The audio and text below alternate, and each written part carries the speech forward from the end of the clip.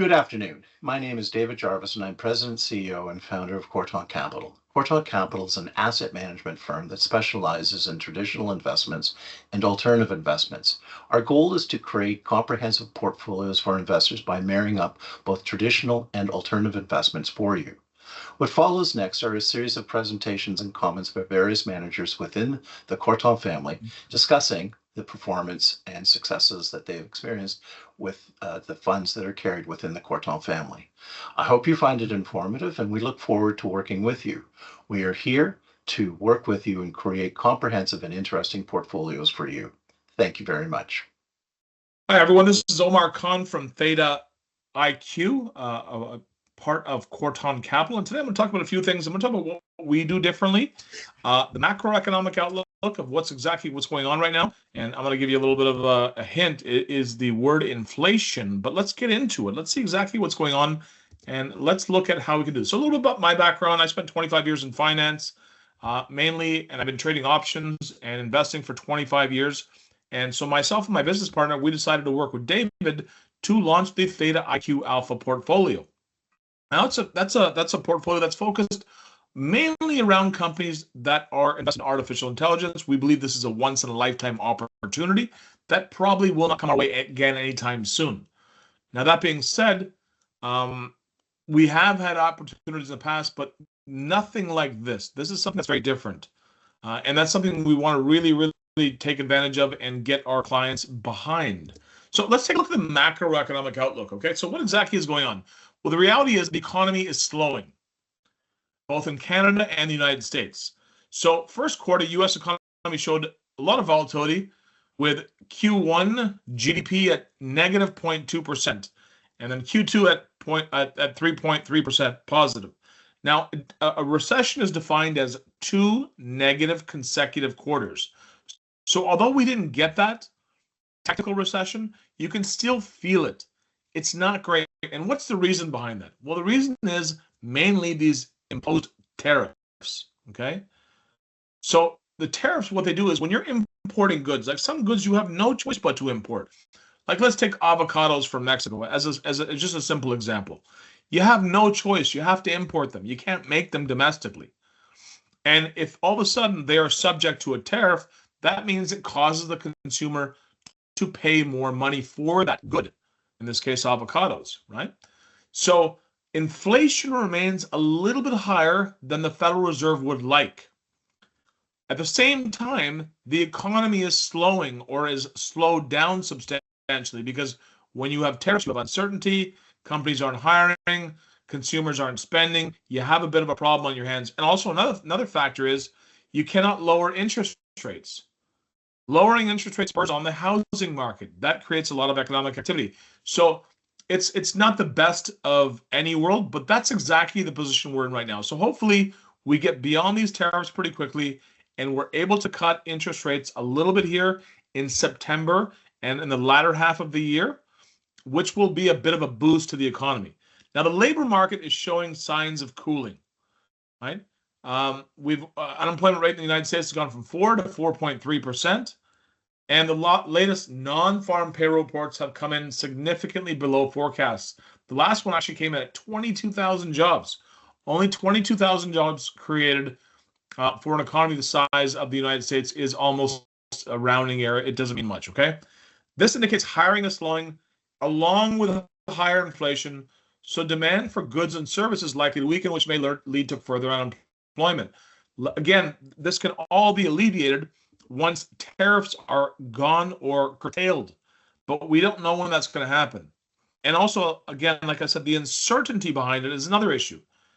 If you don't know if tariff is going to be implemented, if you're a company, are you going to be looking to hire people?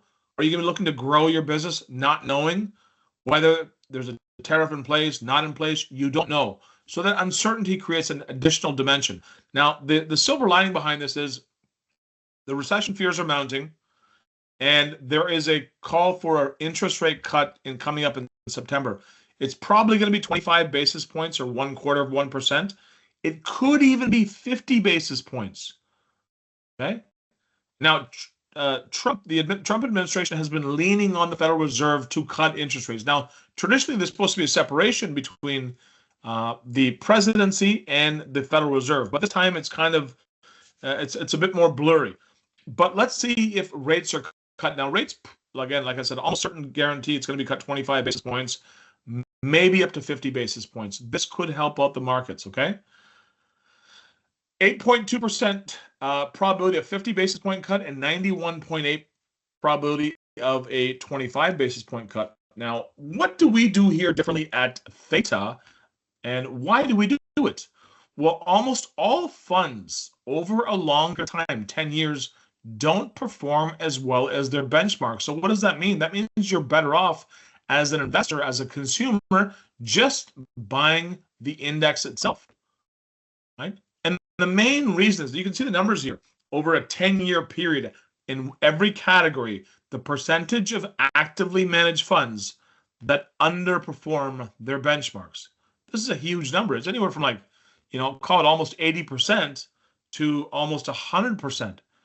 So what value are you able to add? So how are we able to add? And I would say the main culprit behind this is, if you look exactly like the market or very similar to the market, you're going to perform very similar to the market. And if you perform very similar to the market and you minus the fees, therefore you have your underperformance.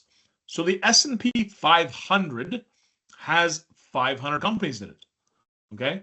Now, on the right-hand side, if you hold 200 or, over 200 companies, or 80 or 70 or whatever it is, you're going to look very similar to the market. And again, like I said, after you minus your management fees, there's a high likelihood that you don't do as well as the simple index would have done. Now, on the right-hand side, you can see some funds with smaller holdings, but we prefer to go even smaller than that. Now, we only hold about 10 to 12 companies. I'm going to get into that a little bit more. But one of the a position we hold also is designed to take advantage of what we believe is the inflationary aspect. So in most societies, not only are you taxed as an individual, the government goes ahead and prints money. And them printing money creates less value for existing money. So we've also invested in Bitcoin through the IBIT ETF, BlackRock IBIT ETF. And the main reason is the S&P 500, if you look at purchasing power, and this is going back about 30 years, it's declined 52.82%. Now, the S&P has increased 961%. That's great, and that's fantastic. But for those people who are not able to purchase stock, well, they've got a big issue on their hands.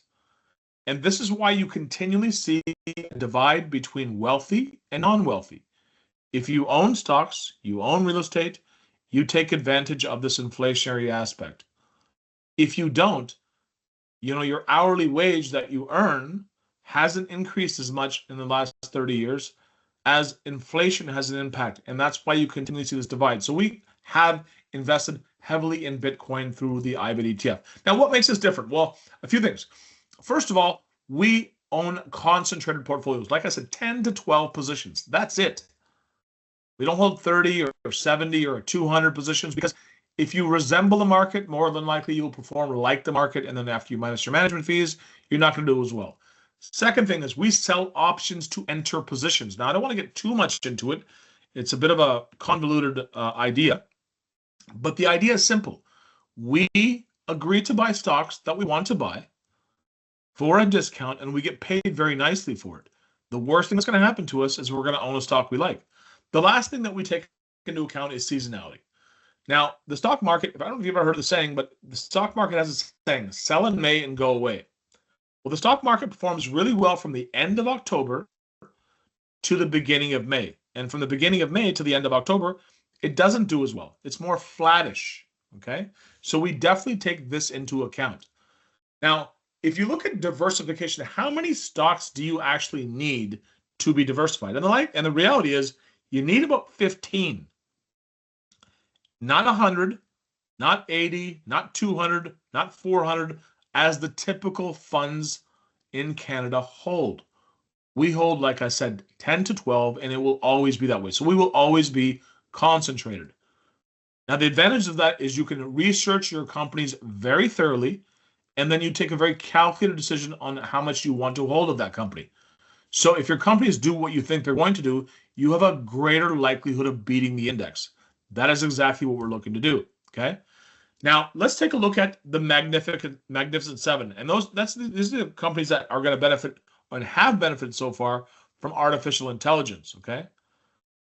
It represents over 32% of the S&P 500, and it significantly outperformed the index. And we think the next number of years, this could even increase further with artificial intelligence becoming a more and more part of our lives and changing our lives in ways that we didn't even imagine. Okay. So we are invested mainly in these Magnificent Seven companies to take advantage of the artificial intelligence revolution, which is currently upon us. Okay. Now you look at how quickly technologies are actually adopted. And this is going back to the early 1900s. You can see the phone, electricity, radio, etc. Now where are we? Well, we can see smartphones here, tablets. But one of the things that we really want to take advantage of is Bitcoin, because we believe that governments around the world will continue to print money. They will continue to erode the value of current money.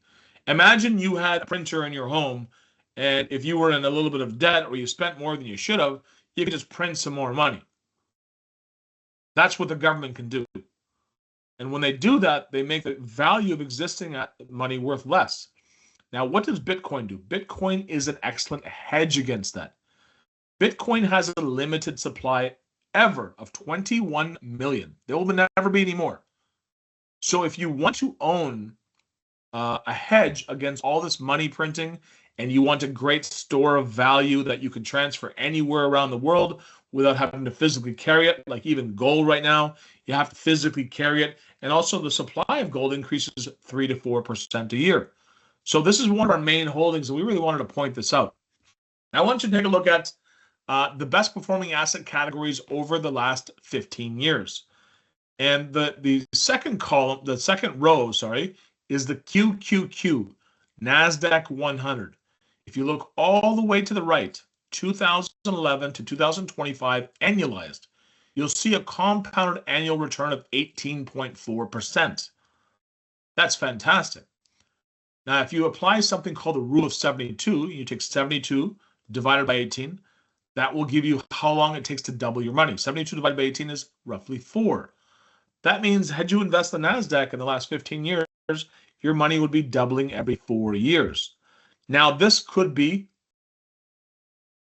different over the next number of years with artificial intelligence.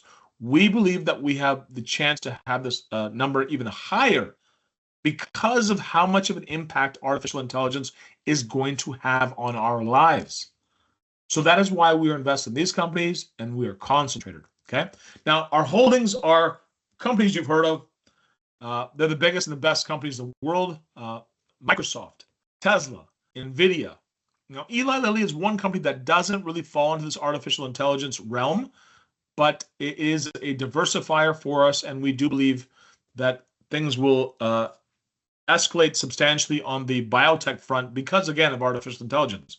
Now, we have Amazon, Alphabet, which is Google, Meta, Advanced Micro Devices, Bitcoin through IBIT ETF, Taiwan Semiconductor, Apple, and the last holding we have is Constellation Energy. Why Constellation Energy? Because the amount of processing power, the amount of energy it's going to require to fulfill not only artificial intelligence, but things like electric cars is going to increase substantially. The world is going to need more energy. Constellation Energy is really well positioned to provide that energy in the future.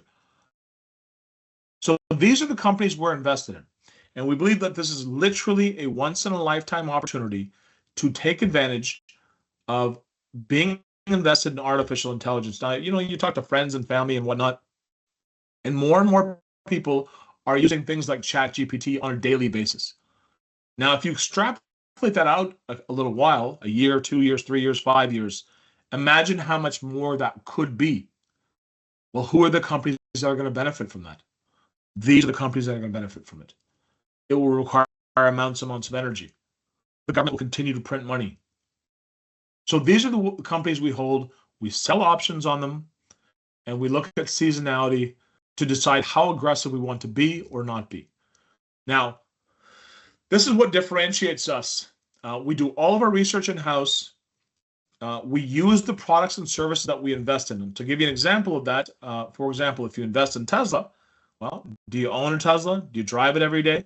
Do you use the full self-driving software? That is one example. If you do, you have a much more intimate understanding of its impact on the company and society as a whole. And that's exactly what we do.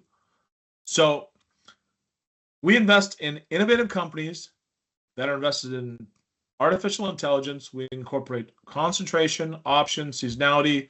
We manage risk, meaning we do not invest with more money than we have. There is no leverage in this portfolio. So if there's $1,000 in the portfolio, we don't invest more than $1,000.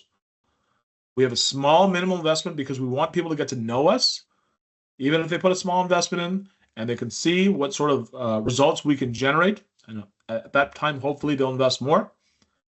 And then we also have a monthly call where we go over the details of what the portfolio did, what the performance was like, and where we see the future. This, again, is very different than what you would get at a traditional institution like a bank. They don't really inform you. You don't know what's going on. You walk into your advisor's office once a year. They'll tell you what your return is, and that's kind of it. But we are committed to keeping you educated, informed about what's going on so that your level of comfort is high. So when the market pulls back, and inevitably it always does, even though it has averaged 18.4% for the last 15 years, you do have pullbacks. And 2022 being a more recent one. But when you have this pullback, it's much more easy to be confident in your decision making when you understand what is going on. So we're committed to that as well, okay? Quarton Capital is launching a new product specifically for disabled people called the Quarton Capital Registered Disability Savings Plan. Here to provide more information about the plan is Brenda Catan. Over to you, Brenda. Thank you. I'm Brenda Catan, manager of the RDSP investment program at Quarton Capital, and I've been working to get disability benefits for Canadians for over a decade. Do you or someone in your family have a disability? Quarton Capital can help. We specialize in the Registered Disability Savings Plan and can help you open an RDSP if you're eligible for the disability tax credit, are 59 years of age or younger, have a social insurance number, and are a Canadian resident. Most financial institutions leave the guesswork to you and offer completely self-directed RDSPs. Our comprehensive RDSP management program takes care of everything, from setting up your account to maximizing government entitlements, comprehensive portfolio management, and strategic contribution planning. We'll also help you receive up to $90,000 in entitlements from the government. Secure your financial future today. Visit us at rdsp.quartoncapital.ca or call us at 1-888-334-0033 to get started. If you want to get a hold of myself, Omar Khan, here are my credentials. There's my phone number, my email address, my business partner, Matthew Todman, and also, of course, David Jarvis. He's a portfolio manager at Quarton Capital. Please get a hold of any of us whenever you feel like. We'd be more than happy to talk to you. And I appreciate your time. Obviously, read the disclosure at your leisure, whenever you feel like. Okay. And thank you so much for your time. And we look forward to speaking with you soon. Take care.